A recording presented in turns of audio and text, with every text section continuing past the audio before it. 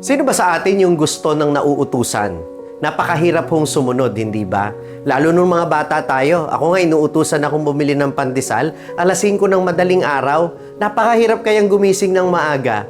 Pero pag binabalikan ko ito, naalala ko, ito ang nagturo sa akin na maging responsable bilang kuya at maging mapagmahal na miyembro ng pamilya. May karunungan sa pagsunod, at ang pagsunod ay pagpapahayag ng pagmamahal. Obedience is an expression of love. Kaya naman inaanyayahan tayo ng Panginoong Hesus na sumunod ng malaya at ng buong puso.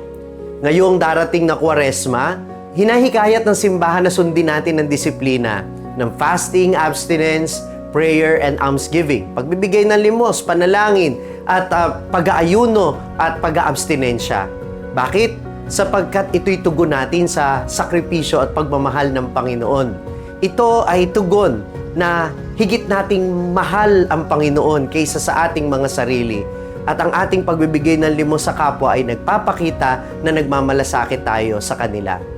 Obedience is an expression of love.